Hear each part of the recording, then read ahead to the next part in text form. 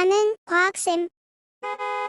23년도 들어와서 1학년 영상 첫 번째로 올리고 있는 중입니다. 저는 여러분들이 잘 알고 있는 과학선생님 아는 과학쌤입니다. 1학년들이 아는 과학쌤에 대해서 굉장히 관심을 많이 가져주는 것 같아요. 그래서 구독자 수도 많이 늘고 했는데 그동안 공부에 대한 영상을 올리지 못해서 큰 마음 먹고 오늘 저녁에 첫 번째 공부 영상을 한번 올리기로 했습니다. 우리 친구들 수업 시간에 선생님이랑 하고 있는 여러 가지 활동들을 좀 잘 기억해 주면 좋을 것 같아요. 선생님이 교과서에 있는 내용 공부만 하고 있는 게 아니라 여러분들의 기본적인 역량을 키우고 있는 그런 교육을 하고 있거든요. 여러 가지 것들을 표현하는 능력이라든지 또 여러 가지 정보 기계를 활용할 수 있는 능력, 그 다음에 발표하는 능력, 그 다음에 친구들한테 잘 설명할 수 있는 하브루타 같은 것들, 기타 등등의 것들을 하고 있어요. 그래서 1학년 때 이런 활동을 다양하게 하면 여러분들의 역량은 무럭무럭 자라서 아주 훌륭한 과학 공부는 당연히 잘하고 여러분들의 역량이 무럭무럭 자라는 그런 사람이 되지 않을까 하는 생각을 해봅니다. 자, 각설하고요. 각설이란 말은 이제 앞에 이상한 이야기를 안 하겠다는 뜻이에요. 그리고 이제 공부 시작 한번 해볼게요. 1학년에서 제일 처음에 나오는 단어는 바로 직권의 변화라는 그런 단어입니다. 그리고 중단원으로서는 직권의 구조인데요. 직권에 대해서 여러분들 잘 알고 있죠? 그 직권을 공부하기 전에 먼저 우리 지구가 어떻게 구성되어 있는지를 먼저 좀 알고 있어야 됩니다. 그래서 지구를 한번 그릴게요. 이렇게 지구가 있다고 생각합시다. 우리 수업 시간에 했던 거 한번 생각 한번 해봅시다. 같이 떠올리면서 어디서부터 그리자 그랬죠? 맞아요. 바깥부터 그리자 그랬죠? 지구의 제일 바깥에 뭐가 있죠? 순간적으로 깜짝 놀랐네요. 지워져 버렸어요. 다시 지구를 한번 그리겠습니다. 아는 과학쌤 이렇게 실수를 두려워하지 않습니다. 실수를 하면 다시 그리면 되니까요. 네. 변명입니다. 이렇게 바깥에 이렇게 우주 공간이죠. 이런 공간을 우리는 외권이라고 얘기를 했고요. 그 다음에 좀 아래쪽으로 내려오면 드디어 공기가 나타나요. 이 색깔이 안 맞아서 바꿀게요. 여기 공기가 나타나는 그 층을 우리는 기원이라고 얘기했습니다. 기억납니까? 자, 이제 땅으로 내려옵시다. 좀 밝은 색으로 바꿀게요. 자, 여기서 땅이 나타났어요. 바로 우리 땅을 나타내는 지권이 되겠고요. 그 다음에 우리 지구를 볼 때 뭐가 많죠? 이렇게 바다로도 굉장히 많이 둘러싸여 있어요. 맞죠? 이렇게 바다로 되어 있는 곳을 수권, 물로 되어 있는 곳을 수권이라고 얘기하죠. 여기에 누가 살고 있어요? 맞아요. 수업 시간 잘 그렸는데 물고기 같아요. 물고기도 살고 있고요. 이렇게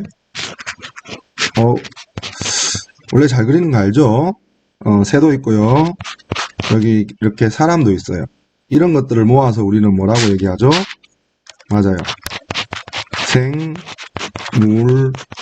생물권이라고 얘기해요. 이렇게 지구는 외권, 기권, 직권, 수권, 생물권 이렇게 총 5개의 권역으로 나누어져 있어요. 이렇게 나누어져 있는 5개의 권역을 모두 합해서 우리는 뭐라고 얘기했죠? 얘기해 보세요. 바로 지구계라고 얘기했습니다. 맞죠? 계라는 말은 교과서에도 잘 나온다시피 커다란 전체 안에서 서로 영향을 주고받는 구성 요소들의 집합을 계라고 얘기해요. 여기 지금 선생님이 설명하고 있는 계는 바로 지구 안에 있는 계이기 때문에 바로 지구계라고 얘기를 할 수 있을 것 같아요. 맞죠? 이렇게 하면 우리 지구계를 이루고 있는 5가지의 권역을 우리가 공부할 수 있을 것 같아요. 그리고 여기서 특히 우리는 어떤 공부를 집중해서 할 거다? 맞아요. 바로 직권을 집중해서 공부할 거예요. 다른 학년이 되면 생물을 공부하기도 하기도 하고 우주를 공부하기도 하고 대기층을 공부하기도 하고 수권을 공부도 하기도 해요. 근데 1학년 제일 첫 번째는 뭐에 집중을 하겠다? 맞아요. 땅. 바로 직권.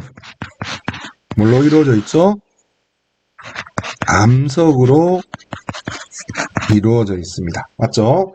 이거에 대해서 우리가 하나씩 공부를 하도록 하겠습니다. 여기서 사실 이제 이 내용을 1시간 정도 우리가 공부를 했어요. 맞죠? 1시간 공부를 했는데 끊을까 말까를 녹음하면서도 굉장히 고민을 많이 했거든요. 근데 안 끊고 바로 가도록 할게요. 자, 그러면 우리 사람이 이 지구 직권을 얼마나 알고 있을까요? 맞아요. 수업 시간에 배웠던 대로 별로 알고 있는 게 많이 없어요. 그 이유가 또 있었죠. 또 지구를 한번 그려볼게요. 선생님이 약간 이렇게 망설이는 이유는 어떤 색깔을 할까 고민해요. 쓸데없는 걱정을 하고 있어요. 맞죠? 이렇게 지구가 원이 잘 그려졌습니다. 이게 바로 지구입니다. 직권이에요. 직권에 있는 수권을 일단은 포함시키지 않고 여기 전체가 이렇게 직권으로 이루어져 있다고 생각을 하고 사람이 얼마나 파 내려갔을까요? 또 사람이 움직여서 기계가 얼마나 파 내려갔을까요? 파 내려가서 직접 보면 지구가 뭘로 구성되어 있는지 아주 쉽게 알 수 있잖아요. 그래서 얼마나 파 내려갔는지를 아는 게 굉장히 중요해요. 자, 그걸 알기 위해서 지구의 대략적인 반지름을 아는 게 중요하죠. 지구의 대략적인 반지름은 6,400km입니다. 자, 여기서 퀴즈. 이렇게 가로로 반지름을 재었을 때 길이가 더 클까요? 아니면 이렇게 세로로 재었을 때 더 반지름이 클까요? 쉽게 얘기하면 지구는 길쭉할까요? 아니면 가로로 납작할까요? 이런 질문이죠. 네, 여러분들 대답한 친구들은 똑똑해요. 바로 가로로 재었을 때 조금 더 큽니다. 그래서 살짝 납작한 정도가 지구의 모양이라고 생각을 하면 될 것 같아요. 자, 요런 6,400km가 되는 우리 지구에서 사람은 얼마 정도 파 내려갔을까요? 사람이 직접 얼마 정도 파 내려갔어요? 맞아요. 표시가 되는데 아주 조금만 돼요. 잘 봐야 돼요. 오, 생각보다 너무 많이 됐는데요. 어떡하죠? 너무 많이 됐지만 지우가 좀 그러니까 그냥 바로 할게요. 어느 정도 파 내려갔냐면은 바로 사람이 직접 내려간 깊이는 3km 정도밖에 못 팠어요. 그리고 사람이 기계를 이용해서 파 내려간 깊이는 기계로 파 내려간 게 더 얕게 이렇게 표현이 됐네요. 바로 13km 정도 파 내려갔어요. 킬로미터요. 이렇게. 사람이 직접 들어간 거는 3km. 기계로 판 거는 13km 정도예요. 그러면 이 6,400을 기준으로 했을 때 이 3km와 13km는 정말 미미한 수준이에요. 어느 정도냐면은 선생님이 수업 시간에 많이 얘기했죠. 이 지구를 수박이라고 본다면 손톱으로 수박을 콕 찔렀을 때 진짜 바깥에 얇은 부분 있죠. 그 파란 초록색 부분. 그만큼이 손톱에 탁 찍혀 나올 거예요. 그게 3kg예요. 그리고 조금 더 세게 콕 찍어도 뭐 초록에서 크게 벗어나지 못하죠. 그만큼이 13kg예요. 그만큼을 가지고 수박은 이런 맛이네. 그 껍데기가 무슨 맛이 나겠어? 쓴맛이 날 거잖아요. 맞죠? 수박은 이런 맛이네, 저런 맛이네, 색깔은 이렇네, 저렇네 얘기하기는 굉장히 불편할 것 같아요. 맞죠? 사람이 직접 들어가 본 거는 이 정도밖에의 거리밖에 가지지 못했어요. 이걸 이제 곰곰이 생각해 보면 이렇게 해서는 지구 내부까지 알기가 어렵다는 거예요. 맞죠? 그렇지만 우리는 과학 시간에 배웠다시피 뭘 이미 알고 있느냐 하면은 제일 바깥은 지각이고 그 다음은 멘틀이고 그 다음은 외핵이고 그 다음은 내핵인 걸 알고 있어요. 맞죠? 자, 어떻게 알았을까요? 바로 직접적인 이런 방법 말고 그 외에도 간접적인 방법으로 지구를 조사하는 방법이 있기 때문입니다. 지금부터는 그 내용에 대해서 공부를 한번 하도록 할게요. 자, 지구를 한번 다시 그리겠습니다. 오늘 지구 많이 그리네요. 이렇게 지구가 있을 때 반지름이 6,400이라 그랬죠. 제일 처음에 직접적인 방법이 있었어요. 첫 번째 이 방법은 바로 땅을 직접 판다는 시추법이에요. 맞죠? 이 시추라는 말 자체는 땅을 직접 판다는 뜻이에요. 아까 선생님이 어느 정도 판다 그랬어요. 사람이 직접 내려간 거는 3km. 기계로 시추했을 때는 약 13km 정도만 판다 그랬어요. 팠을 때까지는 여기가 뭐가 있어, 저기가 뭐가 있어, 가장 확실하게 뭐가 있는지 알 수 있어요. 하지만 겨우 6,400에서 3km와 13km 정도밖에를 못 봤기 때문에, 볼 수가 없기 때문에 효과적이지는 않은 방법이에요. 하지만 가장 확실하다는 거는 누가 이야기하더라도 아주 좋은 방법이라고 얘기할 수 있어요. 왜냐하면 화서 직접 보니까요. 다음 두 번째 직접적인 방법에는 화산 분출물 조사법입니다. 조사법, 여기 밑에 적을게요. 조사법이에요. 얘는 시추법보다 훨씬 더 깊이 들어가요. 평균 한 200km까지는 내려가요. 왜냐하면 이렇게 지구 표면에 이렇게 화산이 있을 거잖아요. 이렇게 화산이 있을 거잖아요. 이 밑에 여러 가지 화산이 이렇게 있는 거예요. 이 안에 것들이 슉 이렇게 나와지는 거니까 훨씬 더 깊이 있는 친구들을 알 수 있는 방법이 바로 화산 분출물 조사법이에요. 좀 식사를 했나요? 좀 방송에 안 적합한 이야기일 수도 있는데, 자, 맛있는 음식을 삼겹살도 먹고 피자도 먹고 김치도 먹었어요. 근데 속이 울렁울렁거려서 다 토해버렸더니 그 토하고 난 결과물들을 살펴봤더니 흐물흐물한 삼겹살도 있고요. 미안해요. 김치도 있고요. 피자도 있어요. 그러면 이 친구가 뭘 먹었구나 알 수 있죠. 그런 느낌이라고 생각하면 돼요. 그런데 이 친구도 화산 분출물 조사법도 6,400에서 200km 깊이밖에 확인을 할 수가 없어요. 게다가 화산은 아무 곳에서나 일어나는 게 아니죠. 나는 진주 안에를 보고 싶은데 뭘로 되어 있는지. 근데 진주는 화산 분출을 안 해요. 그래서 지역적으로 한계가 있습니다. 맞죠? 그래서 시추법보다는 장점은 더 깊이 있는 것들을 확인할 수 있지만 여전히 지역적으로 한계가 있는 방법이 바로 이 화산 분출물 조사법입니다. 이것들은 모두 직접 관찰할 수 있기 때문에 둘 다 직접법에 포함시켰어요. 하지만 이 직접법과 이 화산 분출물 조사법은 이런 한계가 있기 때문에 우리가 지구 내부를 끝까지 조사하는 데는 좀 직접 사용하기가 좀 불편한 점이 있어요. 그래서 나온 방법이 바로 두 번째는 간접법입니다. 직접 들어갈 수는 없어요. 직접 들어가는 게 이제 포기했어요. 그럼 뭘로 조사할 거냐? 바로 지진파를 이용해서 우리는 여기는 뭐다, 저기는 뭐다 이렇게 알아볼 거예요. 좋은 방법 같죠?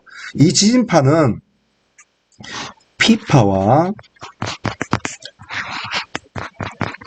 S파를 가지고 다른 파도 있어요. 다른 파도 있는데 대표적으로 P파와 S파를 가지고 우리가 지구 내부가 어떻게 생겼는지, 어떤 구조로, 어떤 물질로 되어 있는지를 공부를 합니다. 바로 어떻게 하냐면은 지구 진짜 많이 그렸는데요. 여기 A 지점에서 지진파를 쏘는 거예요. 자, 여러분들 수업 시간에 선생님이 얘기했어요. 여러분들이 초등학교 때 레이저를 이렇게 쏘았어요. 레이저를 이렇게 쏘았을 때 공기 중에 쏘면 이렇게 뭐 꺾일 이유가 하나도 없어요. 맞죠? 그런데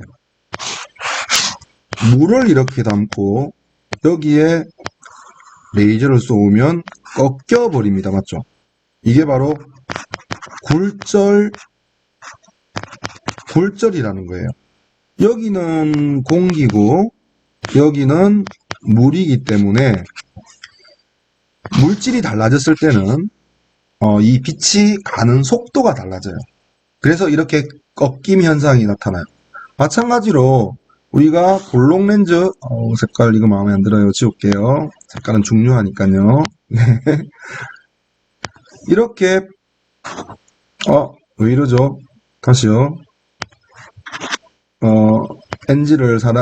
NG도 모두 이해해주는 여러분들이 됐으면 좋겠어요. 자, 볼록 렌즈와 오목 렌즈 같은 경우도 있어요. 이렇게 볼록 렌즈가 있을 때 이렇게 빛이 들어가서 결국은 이렇게 꺾이는 거예요. 맞죠? 이것도 굴절인데 공기일 때의 속도와 빛의 속도와 렌즈의 속도는 달라지기 때문에 이런 굴절이 일어나요. 그리고 같은 물질에 이렇게 꺾일 이유가, 굴절이 일어날 이유가 하나도 없다는 걸 기본적으로 여러분들이 알 필요가 있어요. 자, 그러면 다시 지구로 돌아오겠습니다. P팍은, S팍은 A 지점에서 쏘면 만약에 하나의 물질, 한 덩어리의 물질이 지구 내부 모두에 이렇게 한 가지의 물질이 되어 있다면 지진파를 쏘았을 때 꺾일 이유가 하나도 없어요. 맞습니까? 대답해 주세요. 소리 한번 질러주세요. 무리한 요구군요. 네. 그래서 이렇게 직진을 할 수밖에 없어요. 그런데, 수업 시간 했어요. 지구 내부에, 그냥 빨간 지구로 합시다. 자, 지구 내부에 A 지점에서 지진파를 쏘았더니, 꺾이고,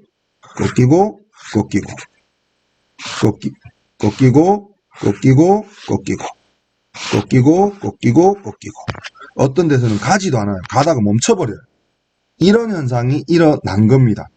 그래서 사람들은 지구는 한 덩어리가 아니구나 라고 생각을 하게 된 거죠.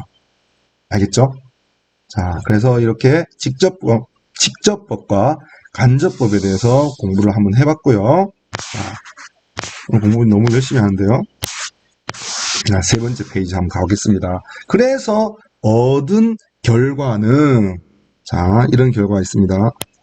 오늘 여기까지 공부할 거니까 집중해 주세요. 자, 얻은 결과를,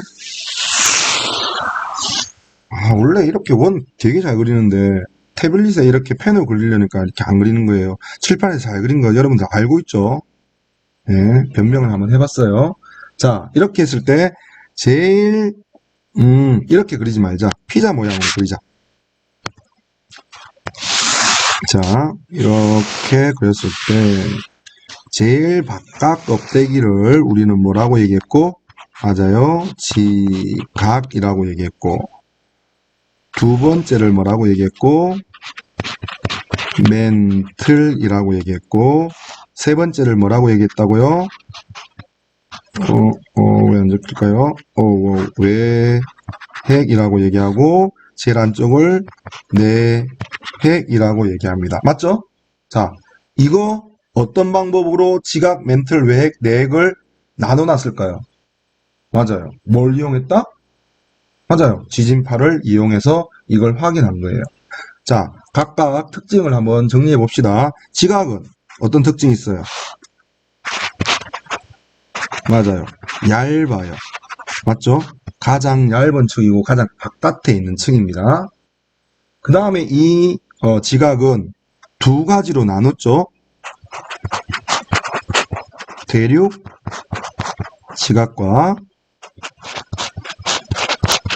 해양 지각으로 나눴어요. 네. 대륙 지각과 해양 지각인데 이 대륙 지각은 당연히 뭘 구성하는? 대륙을 구성하는 지각이고 해양 지각은 바다를 구성하는 그런 지각을 대륙 지각이라고 생각하면 돼요. 이 대륙 지각은 평균적인 두께가 35km나 돼요. 아주 두꺼워요. 그에 비해서 해양 지각은 필기감이 안 좋네요. 돈 많이 벌어서 더 좋은 태블릿 사야 될 것 같아요. 대륙 지각은 35km, 해양 지각은 5km 정도의 두께예요. 됐죠? 그리고 대륙 지각이 훨씬 두꺼워요. 그리고 이 대륙 지각은 화강암질 화강암질 암소로 되어 있고 밀도가 그래서 작아요. 밀도가 작다는 말은 밀도가 큰 녀석과 밀도가 작은 녀석이 있을 때 밀도가 큰 녀석은 가라앉고 밀도가 작은 녀석은 뜨게 되겠죠. 그런 개념이라고 생각하면 돼요. 해양 지각은 어떤 암질로 이루어져 있냐면은 여러분들 제주도에 갔을 때 현무 암질로 이루어져 있어요. 밀도가 얘는 커요. 여러분들 여기서 선생님 거짓말하고 있네. 제가 제주도에 갔더니 구멍이 뽕뽕뽕뽕 뚫려 있어가지고요. 밀도가 엄청 작았거든요. 물에 뜨기도 했거든요. 이런 생각을 가지면 안 돼요. 그 구멍을 제외하고 순수하게 암석으로만 봤을 때 화강암질은 밀도가 작고요. 현무암질은 밀도가 훨씬 큽니다. 그렇게 알고 있으면 돼요. 요걸 그림으로 정말 많이 표현해 놨거든요. 보세요. 올라가고 이렇게 되고 내려오고 이렇게 되고 여기에 뭐가 있어요? 네, 이렇게 바다가 있어요. 됐죠? 이랬을 때 이쪽을 뭐라고 얘기해야 될 것 같아요? 맞아요. 대륙 지각이라고 얘기해야 될 것 같고 이쪽 아래쪽을 바로 해양 지각이라고 얘기를 해야 돼요. 특징은 대륙 지각은 위로 많이 올라가고 밑으로도 많이 내려가요. 해양 지각은 여기 가운데 기준선을 하나 끊어놓으면 좀 이해가 쉽겠네요. 이렇게 오늘 많이 올라가니까 많이 내려가죠. 여기는 조금 올라가니까 여기 밑에도 조금 내려와요. 이게 대륙 지각과 해양 지각의 차이예요. 왜 이렇게 되느냐 하면은 요런 그림도 아주 좋은 예가 될 것 같아요. 그려볼게요.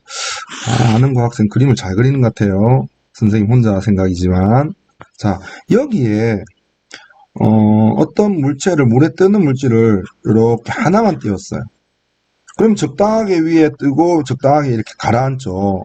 이런 물체를 2개 올려놨다고 칩시다. 그러면 이렇게 되겠죠. 하나는 위에 뜨고 하나는 밑에 가라앉아요. 그러면 이걸 4개로 한번 해봤다고 생각합시다. 2개는 위에 2개는 밑에 이렇게 되겠죠. 그래서 이 얇은 거는 해양지각이라고 생각하면 돼요. 이 큰 거는 대륙지각이라고 생각하면 돼요.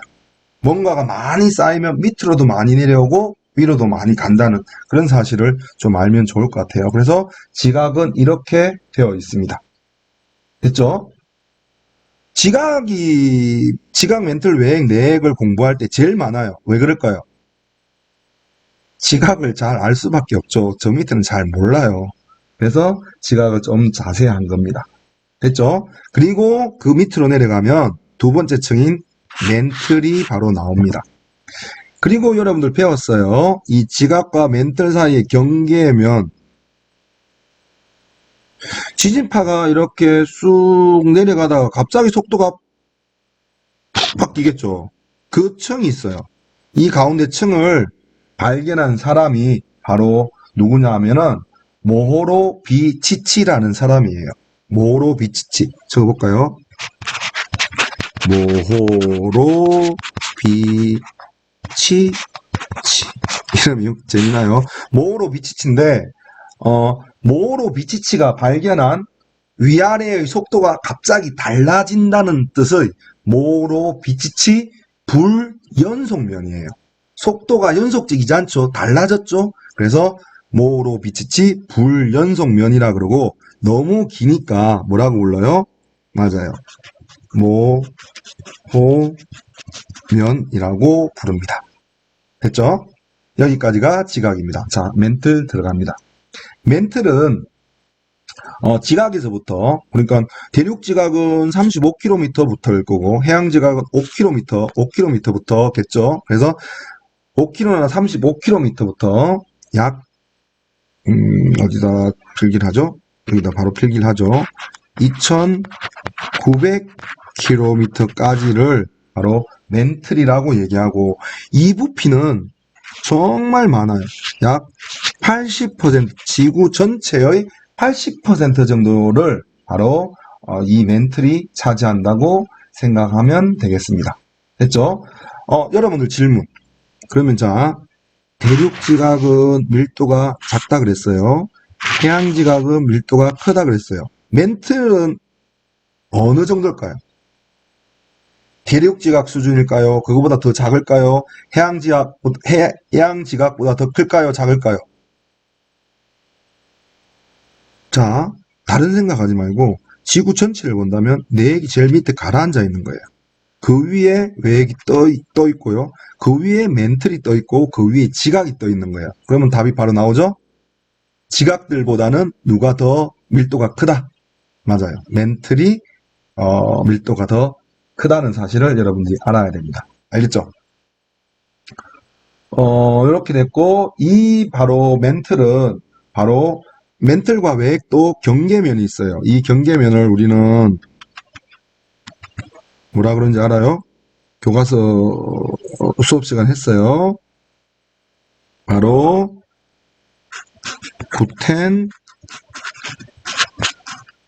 구텐베르크 면이라고 얘기해요. 구텐베르크 이렇게 면이라고 얘기해요. 이것도 사람 이름이겠죠. 과학기술이 발달하면서 더 깊이까지 이렇게 조사를 할 수 있다는 그런 뜻이 될 것 같아요. 다음 외핵은 바로 2900km에서 어디까지냐면은 약 5100km까지라고 생각을 해요. 그리고 이 외핵은 유일하게 우리가 뭐라고 생각합니까? 맞아요. 액체라고 생각을 해요. 얘를 왜 액체라고 생각할까요? 그거는 지각, 멘틀, 외핵, 내핵을 어떻게 조사했는지를 알면 기본적으로 알 수 있어요. 맞아요. 지진파를 분석해 보니까 여기가 액체라는 걸 알 수 있어요.